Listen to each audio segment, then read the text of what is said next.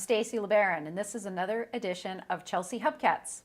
Today, our guest is Kit Lilly, president of Charles River Alley Cats. And also joining us today is my friend Laura Appleton, who's part of our outreach committee, and she's joining us for the show today, too. Chelsea Hubcats is a nonprofit organization that was founded about a year and a half ago to focus on the needs of cats within the city. We assist with free spay-neuter programs, vaccination and microchipping clinics, and rescue. And that's for cats and for dogs. For more information about our organization, you can go to hubcatschelsea.com or find us on Facebook, and you can join the team to make a difference. Our phone number is 857-776-2287, and our email is hubcatschelsea@gmail.com. So there's no excuse. You need to reach out today to us and join the team to make sure there's no cat left behind in Chelsea. So today's show, I'd like to focus on the work of Charles River Alley Cats. Kit, thank you so much for joining us today. Thanks for having me. So Kit, before we jump into Charles River Alley Cats, just tell us a little bit about your own background and Sure. why you got the cat fancy. Oh, I have cat fancy. Well, my old life, I actually was a banker, so it's quite a career change for me. I was trained as a commercial lender formally, and I managed a portfolio of nonprofit clients for the bank, kind of, $5 million in revenue up to a couple of billion. So large nonprofits. I had gotten an MBA with a focus on public management, so it was always my intent to work on running nonprofits. But for the first part of my career, I did that more from the private angle side. I retired from the bank about 5 years ago, and really the purpose of that was to focus on animal causes. And I do sit on the board of a couple of large animal nonprofits, but then obviously I'm very involved in ones that I helped to start, including Charles River and another one that I'm involved with. And you have a history of interest in animals before you retired, I remember. That's right, because I met you a million years ago. Well, maybe a half a million years ago. Yeah. Yeah, that's right. And about the year 2000, I had a cat show up at my back door, and so of course I made him a little house and started feeding him and figured out the ropes of getting him into a shelter, and that sort of led me down the rabbit hole of finding out about cats on the street. So. And how did you get involved with Charles River Alley Cats? Well, there was a group of people back in about 2002 meeting and kind of talking about cats. It was loose. At that time, we were called Charles River Feline Rescue, and it just sort of morphed, and we incorporated it. And I think I'm the only one left of that original group, but. Really, we were trying to address street cats. And Charles River being the Charles River, which is in the metro area, right? Yeah. Okay, cover the community. Okay. Exactly. So you were covering what, Cambridge? So it was really set by where our key volunteers were. So Cambridge, Somerville, Brighton. Maybe Watertown. I'm trying to remember. We had you were in Watertown once, I remember. I was, yes. we had sort of 5 original towns, and then it just sort of expanded. Really, it was more about where the need was. And in Boston, we didn't focus so much in Boston proper because there was another woman, Laura Burns of Hubcats, who was really covering that. And the void opened up when she moved to New York. And that's when we started getting called more into Boston proper. And then, it's really expanded since then. Essentially, if somebody calls, and we're getting calls from, Salem to New Bedford, if somebody calls, we try to refer them to, if there's a group in their area, like if somebody called us from Chelsea, we would refer them to Hubcats. But a lot of times there isn't a group, or people will say, the group that serves my area is too busy and can't help, and so we want, like you, want to leave no cat left behind. Mm-hmm. So we try and help if we can. Yeah. So, specifically tell us what the program is that you offer. You're not offering to rescue cats, put them in shelters. What is it that you do, and why do cats need this kind of help? Okay, well, so just to give an idea, when you see a cat, or in our experience, the cats on the street, the ones that we are trapping or that our caretakers are trapping, about 40 to 45% of those cats are friendly abandoned cats. So in that case, we don't do adoptions ourselves, but we will put those cats in with our adoption partners and link them in through that. So that we don't want to put a friendly cat back on the street if it's truly a homeless cat. So, we do, like I said, about 40-45% of the ones we find need connections into shelters. It sounds intuitive, friendly, but can you describe what the criteria is for a friendly cat? Yeah, that's a good question, actually, because a lot of times people say Yeah. it's friendly, but so it's friendly if you can touch it, you can pet it, you can pick it up. It wants human interaction. A feral cat just really means it's not socialized to people, so it will be afraid to approach people. If it's in a trap, for example, it will be huddled back at the end, kind of not really wanting to make any move towards you, whereas a friendly cat will be coming up towards the front of the cage wanting to interact. But a friendly cat won't be aggressive. It will just, if you see a feral cat won't be aggressive. Mm-hmm. If you see a feral cat on the street, there's no need to be afraid. It will be afraid of you. And it will run and hide. Yeah. I would think a large proportion of that 45 to 50% too would be kittens, wouldn't it? Yeah, a good chunk of that is kittens. So is much babies. of what we're Yeah. trying to do is prevent kittens out there on the Exactly. street, because the chances of kittens living outside, the statistics are Right. horrifying. Right. For their first 5 months or whatever. Yeah. It's like 50% of kittens don't make it to the first 6 Yeah. months or something like that. And it's just it's terrible to see a kitten that has passed away or been hit by a car or something, and we don't want that. Right. It didn't have to happen. Right. And that's a lot of by addressing, the population concerns, which is really trapping the cats that are on the street so that they can be vaccinated, sterilized, etc. What we're really trying to do is address that population control, because this is a problem that humans created. Feral cats exist because people abandoned cats that weren't sterilized, and now they have bred. And cats are very prolific. They can start getting pregnant as young as 4 months, and they can have a few litters per year. So if you do the math, it's an enormous number. Is it a few? I thought it was maybe every 6 months. It can be up to 3 times a year. Yikes. But the good news is it's very controllable. It completely works. So, if somebody calls us and they say, I've got 2 cats in my yard, we say, let's address this now, because if you wait, you're going to have 30 cats in your yard. Right. And there's also nuisance issues. There's if you've nuisance got issues. cat fighting going on in your Right. yard, you hear a lot of yowling at night, a lot of Right. spraying, Right. stinky With- bushes. Exactly, kind of and with thing. sterilization, all that goes away.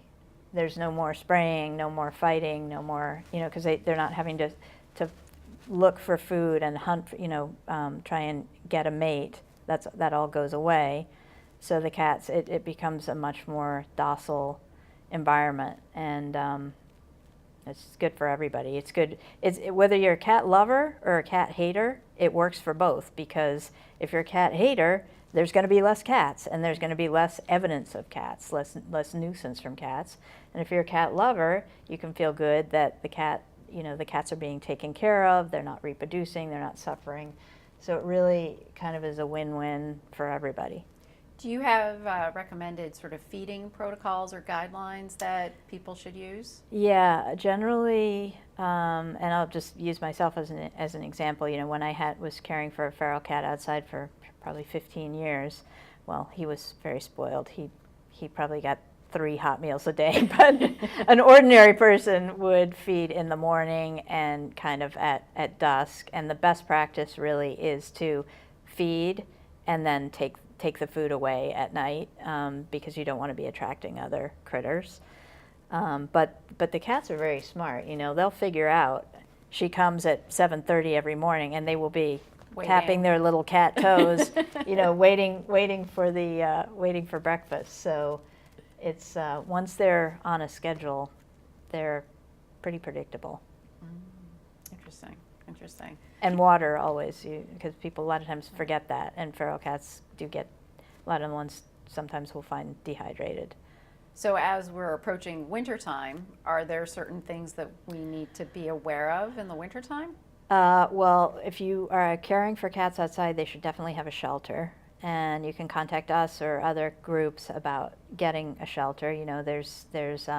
They can be made very, very easily and inexpensively. It can also be bought online. If you're handy, we have plans, and you can make one.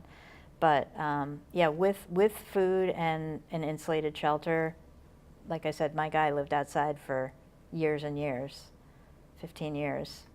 So they can do very well if they're just with a little bit of a helping hand. Mm-hmm. So what is this on the table? This is a cat trap.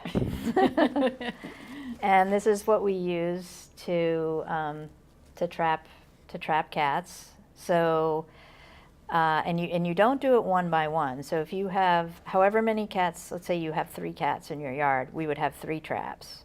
Everybody gets trapped the first time out. All set up in a row next to each other, or yeah, in well, different places? Yeah, depending on what the layout is. Yeah, we would kind of assess, case by case, but. So hypothetically, I'm in Chelsea, I live in Chelsea, and, well, I don't, but if I lived in Chelsea and I had a cat that I was feeding and I noticed a second cat, I could call Hubcats or Charles River and say, I want to help these cats. Can you loan me gear? Well, so the first thing you would want to do is to figure out that those cats are not owned. Mm-hmm. So if those cats are sleeping outside your house and they're at every single meal, never leaving, it's a pretty good indication that that cat's not owned.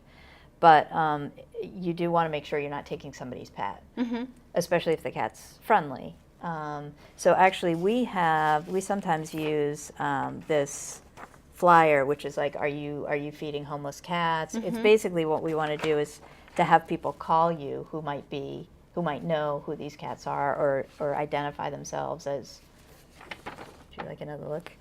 Identify themselves as, somebody who's caretaking.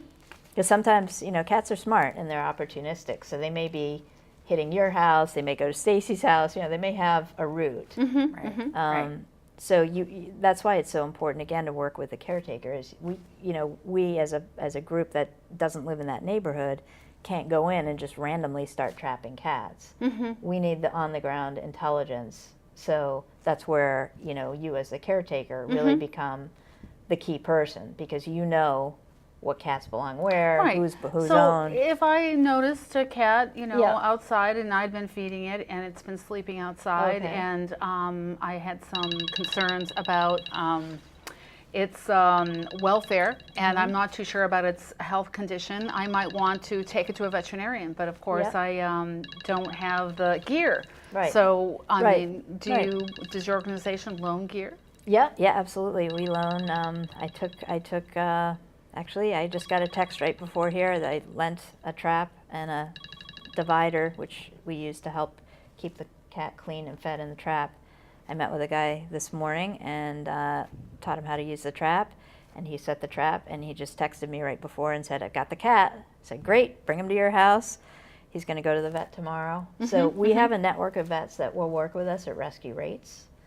So, yeah, I mean, we ask if people are able to sponsor their own colony, because we're on a very short budget. But obviously that becomes difficult if you have a colony of 15 cats. That's difficult. So we do have some grant funding for certain areas and certain profile of cats. Like for example, right now we have funding for friendly cats.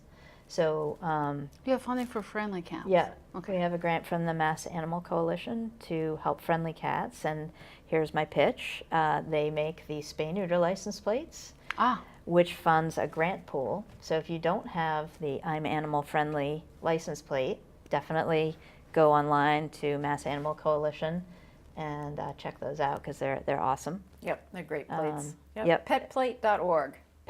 Thank you, Stacey. Petplate.org. She's got it right at her paws there. So I want to look at this a little more closely. Okay, yep. So the door is over here. So here's the important thing about this trap. And my first trap, I went out because I didn't know any better and bought a Have a Heart. Bring Chelsea the cat. Oh yeah, here. well this is Oh, good, okay. you've got a prop. Well, Well, yeah, we're this gonna is try. We might actually have for to one. shove him in. This is actually for once he's in. This comes later. I want the cat. Oh, okay. Oh, you want the cat? I want to All hold right. the cat. Okay, I hold want the cat. to hold the It's lion. actually yeah. Hi. So we coach people not to use the Have a Hearts. Very often they only have one door, which is really problematic to hold a cat in. You can't get in there and clean and feed, and also Have a Hearts cats apparently, and we just learned this the hard way, can sometimes escape from those. We had a cat escape, and we got it back, but this is what our as cat professionals use. So if you have cats that you want to help, call. If you're in Chelsea, call Hubcats. If you're somewhere else, call us. But essentially, what happens is everything back times from the vet appointment. So if you say I've got 2 cats in my yard, we say, okay, when can you get the cat to the vet? You know, which is your most convenient vet of the ones that we have? Let's set you up an appointment. So if you've got an appointment for Wednesday, you would trap the cat Tuesday night. And that's important because you don't want the cat sitting in the trap for longer than necessary. So the way it works, this is the door where the food goes in. So we usually put just cardboard and then just dump out a can of food. So this is where the food goes. So this Open, would be of like course. a piece of cardboard, right? Yeah. Like this, okay. Well, and we dump to get the smell out more. We would dump the food out. Right. Okay. So that's the goal, is to get the cat to step on this trip plate right here. So to set it, this is the door the cat's going to go in, and you can see that trip plate moving there. So you set it, and I'm gonna. I know. I'm so anxious to. All right, shove stuff it in How are there. you going to get that cat in there? So do what you if he want. he's a little big. I'll hold on to Chelsea. Okay, so if when Chelsea walked in there, he would step to get to this food, and the door would go down, and then you would immediately, because they freak out when they're in there, you would cover. So it's just like a bird. You cover it, and they calm down. Now we're gonna get. Now you can. Now's your magic moment. Okay. So when the cat's in the trap, obviously, it's sitting in there, and you have to keep it clean and fed before and after it goes to the vet. Because it's going to be in the vet, in your case. You have an appointment Wednesday. So Tuesday night it would be in here. It would go up to the vet Wednesday morning, come back the same day, and you would hold it overnight to let it recover. So because it's going to the vet, I already know this from other trapping exercises. The cat's enclosed, but I just need to make sure that there's no food in the crate or anything else after a certain hour. Well, after like 2 in the morning, I'd say. Although I did just hear something, I don't know if you've heard this, that now actually there's new research that maybe it's okay to feed. But for the purposes of this exercise, we'll say yes, remove the food by midnight or so. And I mean, it depends on the recommendation of the veterinarian, because I honestly know veterinarians that have different opinions. If you're doing kittens, it's a whole different ballgame than if you're doing adults. Right. So I think it would be the So- recommendations of the group. And we would be holding your hand, kind of coaching you through. Like if you're saying, I don't know whether to feed, we'd be in contact with you. And I only mentioned it because you had suggested after trapping, wait and then go to the vet. But depending on what the veterinarian says, either you take the food in or you leave it out. But sometimes if you leave it in, there could be some extra issues at the vet's office in terms of, processing the food. So. Yeah, you wouldn't. So basically, the food would be the night before. Let's say you trap the cat at 5 p.m. on Tuesday. You would give that cat access to food up until midnight, and then take the food out. So the way you keep them clean and fed in the trap is we use these puppy pads, And so, let's see. And then Chelsea can have his turn. So,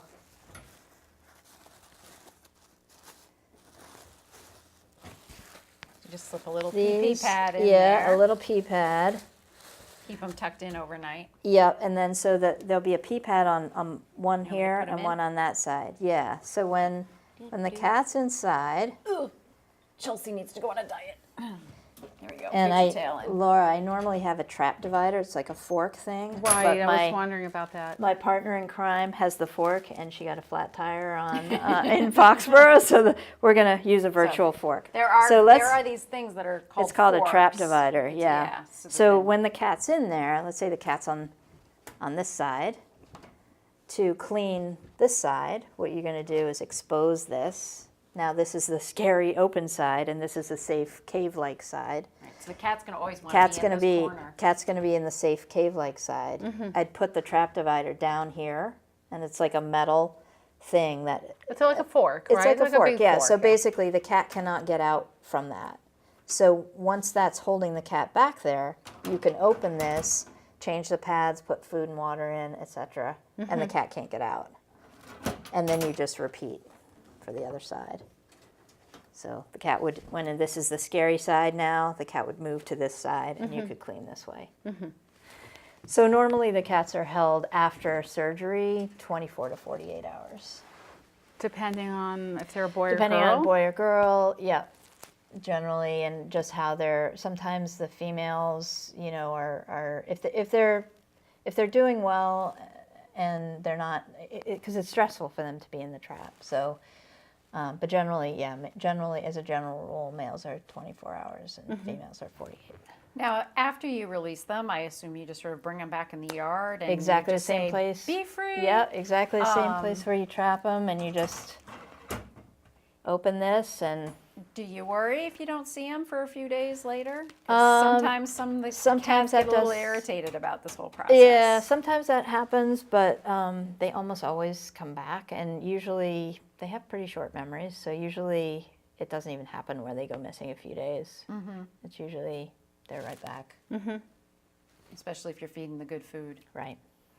you know. And wet food, wet And food Friskies. is Who could live without that? well, wet food is better for them because of the moisture content. yeah. So Now, for some people, they put the tuna, like they make a tuna trail. yeah, And then there's other people have said Kentucky Fried Chicken is a good one. Yeah. I mean, everybody has Yeah. different choices about their baiting yeah, practices. yeah. Everyone has preferences, and that's a detail we would work with the caretaker. And but I mean, tuna, you can pretty much not go wrong with tuna or any kind of stinky cat food. But again, when we work with a caretaker, I mean, we're holding your hand the whole time.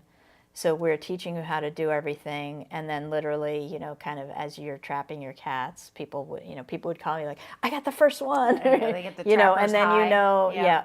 So it's we're virtually holding your hand Oh. through it. Take Laura's scenario of feeding a colony of cats in Chelsea, and Laura's feeding those cats, and I'm her neighbor, and Laura doesn't seem interested in getting them spayed or neutered.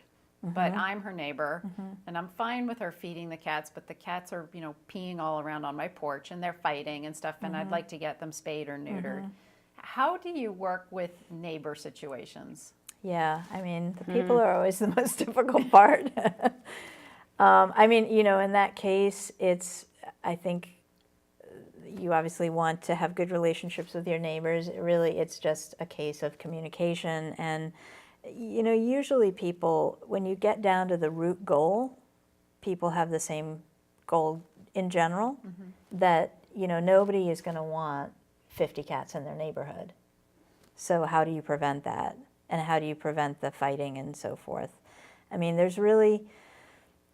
it's difficult when you're talking with somebody who has a philosophical opposition to fixing a cat. That's more of a difficult one to crack. But I mean, there are medical reasons to do it. There's certain types of cancers that the cats cannot get if they're sterilized. a female cat can't get pyometra, which is a really bad uterine infection, which will kill them if it's not treated. If they're sterilized, none of that happens. So really, if the issue with the neighbor is they don't want to hurt the cats or they're worried about that, there are some pretty strong medical reasons that they really should consider. Would the same be for the male cats? Because I do know that I've talked to people who have said, I feed cats, and because it's a boy, what's the problem? Well, because it's a boy, so when they're a boy and they're not fixed, they are getting a lot of injuries because they're fighting. And, we see a lot of male cats that are really beat up, abscesses, infected abscesses, really, it can be life-threatening injuries, and it's because they're not neutered, and so they're fighting. Okay. So, and there's also, again, certain types of cancers that affect an unneutered male as well. But I would say for the short term, the most critical issue is the fighting. Can you talk a little bit about, in my hypothetical situation, I have 2 cats, and I noticed one of the cats is disappearing. And then I noticed actually that it looked like she was nursing. So I know everybody loves kittens, small animals that are cute and adorable, but sometimes people wait too long to get their kittens attended to. Right. Is there a critical time when, kittens need attention because, they're adorable for so long and then they become cats and maybe, there's something. And they become feral cats if they're Right. outside. Yes. So, there's a critical time to deal with them when they're out in the wilderness of the urban world. Right. The rule of thumb is if you wait longer than 8 weeks, which is small, they're 2 months old, and they have a feral mother, then you've got a pretty tough socialization case on your hands. It's a cat-by-cat basis. Every cat's different. You can have one from a litter that completely turns around and one that is just will always be feral. But if you as a caretaker sees kittens, if you can get them by about 6 weeks, that's the best. And so they'll still be, they'll have those little triangle tails. They'll still be sort of wobbly on their feet. They're kind of running, and, they can't. The best thing to do is as soon as you see kittens, call somebody, because we can help you figure out how big they are, what age they are. They really need to be with the mother for the first part, because if you take them away, then they have to be bottle fed. Who's going to do that? That's a round the clock job. So, and it's healthier for them to be getting the immunities of the mother. So, but about 6 weeks long is the sweet spot. The basic thing is if you think your cat's had kittens or the cat outside, call somebody right away, and then we can tee you up to be. Because those kittens can all be taken and gotten in homes found for them. Even if they initially hiss at me? Yeah, because they can be, if they're that little, they can be socialized. It's a fear reaction, but they'll be going, and then they'll go, purr, it's like they don't really mean it. Don't know which way they're going to go. Just with a little baby food on the finger, wrap them up like a kitty burrito, and sometime, in 10 minutes they can figure out that you don't mean them harm. But and they're so cute. And if I waited another 4 weeks, I would think, well, gee, it's better for them to be with their mom longer. But it's just harder because they're more scared. Well, and then if you've passed the point where they're not where they're not tameable, then you have 4 more cats that you're caring for because they're not placeable. And you have to trap them. And you have to trap them. It's much easier when they're little and you can pick them up. Do you have special apparatus for, moms and kittens? Because this looks like a big trap for a little kitten. Yeah, we have kitten traps. They're smaller. Yeah. Okay. Yeah, I didn't bring one, but. So I thought we might turn the tables just a little bit for a few minutes here just to find out what are your thoughts on how things have changed in Massachusetts for feral cats or community cats, over the last 10, 15, 20 odd years or so. Yeah. I have seen a difference. Even just in the calls that come in, 10 years ago, we would get calls and people would say, I have cats in my yard, come and get them. And now people are starting to know, about TNR, and they'll say, I need to trap my cats, or can you help me get them fixed? Or there's more awareness, I think, in a lot of, how do I do this? how do I Not, do this? You need to do this. Right. I mean, I remember when I was taking all the phone calls, the shelter, many years ago, it's like, well, you must do this. You're funded to do this. This is, I mean, Right. everybody had this assumption we were all publicly funded and blah, blah, Right, blah. right. And now maybe people are more educated on the fact that to That a degree or yeah, maybe not. that part I don't know. We still Yeah. kind of assume that people. I mean, people don't know, right? Right. It's how would they know? Right. But so we explain, we're basically all volunteer. We have a half-time paid person. We're doing 1,500 cats a year, running all over everywhere, and trying to support. We probably have, I don't know, 20 colonies in the pipeline right now. So when we explain to people, we're kind of doing this in a very limited way, as far as there's no public support. It's they're more understanding, and also when I explain, well, do you really want us coming and sitting in your living room for 3 hours? Right. Everybody always says no. I don't know what that says about me, but nobody ever wants They me don't in want their to be living your room. Best Yeah. friend for an evening, Yeah. So And what's the impact that all of this trapping has made on the area shelters? a huge impact. So there's only our best proxy for the impact is the MSPCA Boston shelter is the one we use, because that's the only open admission shelter, meaning you can take a box of kittens and basically they'll take whatever comes through the door. Animal Rescue League up until about 5 years ago was also open admission, but now they are limited admission, meaning when they're full, they'll say, wait, we're full. So the overflow then goes to the MSPCA. All the no-kill shelters that are out there basically are limited admission. So if you call and they don't have space, they'll say, sorry, we can't take the cat. So those are hard to tell about as far as numbers on the street, because they're cutting off intake when they're Right. full. Right. So we use the intake numbers from the MSPCA as our kind of data showing what the population is, what the impact on the population is. And in about the last 5 years, their intake of cats is down about 70%. That's phenomenal. It's phenomenal, which it means they can, they're adopting out 19-year-old blind cats because it's supply and demand. I once had a blind cat. Wonderful. So it's like, the supply now, the number of cats coming in is equaling the number that they're able to get adopted. So, which is so much better for everybody. The cats obviously aren't getting euthanized, but, nobody works in a shelter to make money. They're working there out of the love of the animals. So imagine how hard it must have been back when they were getting 60 kittens a day to have to euthanize, and now, so morale is better, euthanasia is way, it's essentially not happening because the supply and demand are equal. And it's not just, what we've been doing. I mean, both ARL and MSPCA have been doing a lot of programs in the communities to target owned animals, and you did some in Brockton as well, Yep. targeting owned cats that if they get pregnant, and the owner doesn't really know what to do, sometimes those cats end up on the street and then they give birth on the street.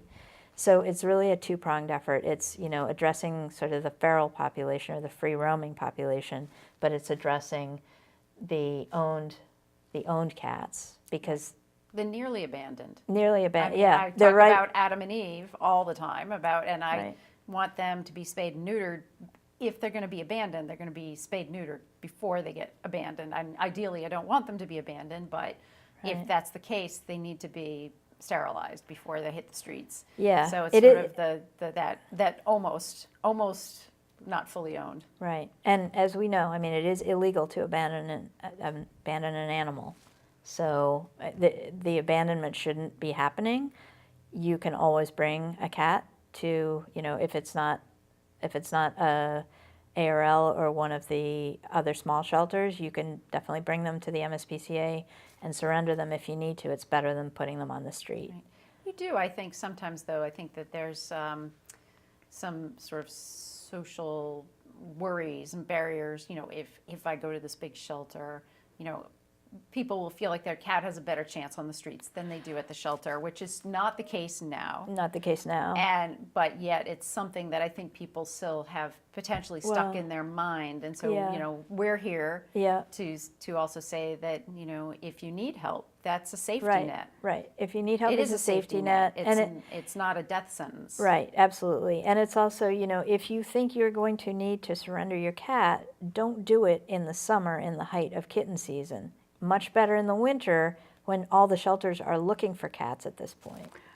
But I know from just reading some of the postings online that some people have emergencies. Sure, of course, And still, I don't know that it's best to blindly give your animal to anybody who responds to your online advertisement. But well, no, I mean, it's very dangerous. Going, It's very dangerous to post on Craigslist. Right. Right. I So would you not know we what I was talking about.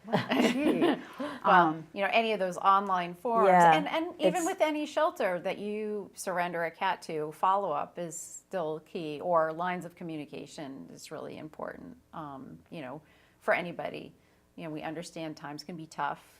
People lose their housing. There are programs, there are various bridge programs, so that if you've lost your housing for, you need 30 days or something, there's a way for your, some opportunities for boarding for your cat or your dog too. Right. So bottom line, reach out for help, and people are willing to work to find the best solution for everybody. Yeah. So before we close, I'd like to just sort of give a few updates on what's been going on with Hubcats Chelsea. We have a lot going on this fall. I don't know, Laura, if you want to chime in on a couple of the announcements, or we can do it together, however you'd like to do it. Well, we can do it together, but I know that you have been very excited about the online holiday auction that's coming up in November. Yep. So buy your gifts for the holidays. Yep. And we have another meeting coming up for Chelsea Hubcats in October. October 3rd, which is our Tuesday It's meeting. usually the first Tuesday of the month. November will be later in the month, so that'll be November 21st. Right. Let's see, what else? We did have somebody from the community. Her name is Melissa Shook, and she has a group of artists, Art for Farm Animals. They did a fundraiser for Chelsea Hubcats in August and raised over $1,400 Yeah, it was wonderful. to help with the Secret handshake. Ready? secret I'll teach handshake. you. 1, 2. That's the high five version for the raising of the money. Oh, thanks. I've got it now. And then we also were lucky, and we got a renewal on the Carly Foundation grant that's helped us. huge. That is huge. Start the effort last year. So we have a renewal on that. What else? We always need donations, cat food, linens, pretty much you name it, we'll take it. But if you have any questions, you can always email or call us. That's, and we'll find out if it's something that we can use or that other folks can use. If you want to donate an item for our holiday auction, that would be great. We'll take all kinds of donations, tickets to sporting events, gift certificates to restaurants. We have really... Stacy, I have to ask, only go because ahead. someone had suggested this, and another cat rescue organization. Is it possible that you could donate your time? Yes, Is like babysitting. Yeah. We've had people donate babysitting in the past, mow your lawn, all those kinds of So you things. can donate services too, pet your own sitting. personal services. Yeah, people have done that, definitely. And we can always use volunteers. So do feel free to come to our meetings that we have at the Chelsea Police Station, and we will collect items there. We've had some very successful vaccination and microchipping clinics for the residents of Chelsea. This is a free service that we do twice a year. We had over 250 animals at the first one, and our second one was extremely popular also. So we have assisted over 800 animals since January of 2017, so cats and dogs. So there's free spay-neuter in Chelsea for Chelsea residents who have cats and dogs. We won't spay-neuter the residents. We'll be careful on that one. But the folks that own cats and dogs that need assistance, we definitely are here to help on that. Anything else, Laura, that from? I think you've covered the bases. Yeah, always keep a lookout on our Facebook page, as well as, check us out on our website. And, we're happy, we try very hard to keep that as up to date as we can. Before I close out the show, I just want to say how exciting it is to be in the new studio. So you folks are seeing our Hubcats logo here. This is the Chelsea Cable put together a new studio, and this is our first time through, and it's pretty exciting. So thank you for Chelsea Cable for being a leader in the local area with community cable. And thank you, Kit and My Laura, pleasure. both of you, for taking the time to join me today on the show. I really appreciate it, and sharing all your expertise and your knowledge. And I'm sorry I called you an old timer, but you No, are. that's fine. It's fun to be here. And Laura, as always, it's a pleasure. It's a pleasure to have you here, and I look forward to doing more shows with you in the future. To find out more about Hubcats Chelsea, please go to our website at hubcatschelsea.com or call 857-776-2287, and Marianne would be happy to talk with you. And continue also checking us out on Facebook. We try and keep that very, very active. We also have a Twitter feed. But I want to thank you again so much for joining us, and we will see you next time. There will be no cat left behind in Chelsea. Thank you.